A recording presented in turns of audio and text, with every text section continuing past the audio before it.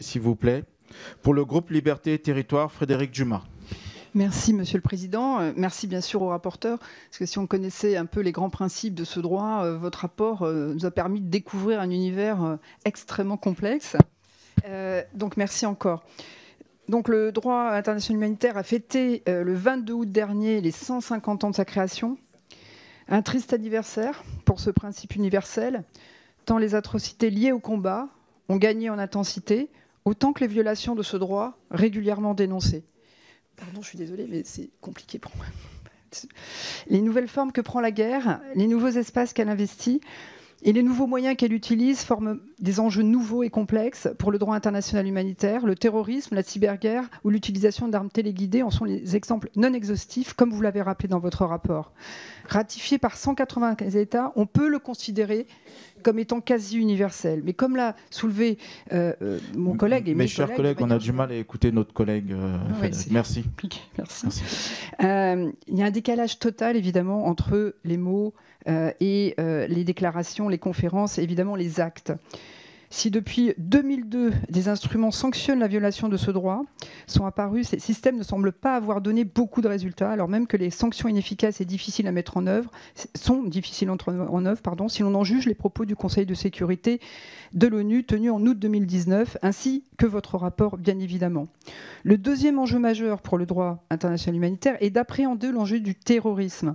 Dans votre rapport, vous faites la distinction entre les groupes armés, parfois dotés d'une idéologie nihiliste, et les actes terroristes, ce qui permet notamment d'appliquer le DIH aux groupes dits terroristes et les lois internationales et nationales aux actes terroristes en eux-mêmes.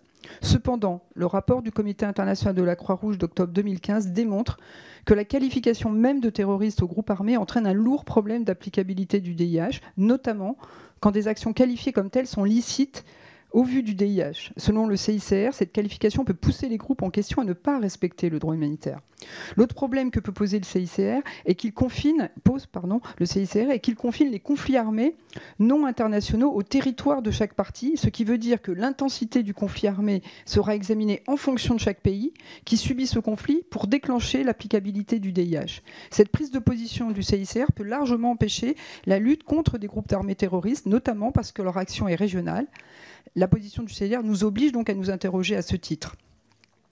Le CICR dit très clairement, s'agissant du phénomène des groupes armés qui sont perçus comme ayant une portée mondiale comme Al-Qaïda ou le groupe État islamique, le CICR ne partage pas l'avis selon lequel un conflit armé d'ampleur mondiale est ou a été en cours. Enfin, le DIH fait face à une véritable déshumanisation, notamment du fait de nouvelles armes permettant une distanciation tant physique que morale entre les acteurs de la guerre. Dans votre rapport, vous rappelez des dispositions qui pourront être prises, notamment par la France, pour garantir non seulement l'application du DIH, mais la responsabilisation des agents qui utiliseront ces armes.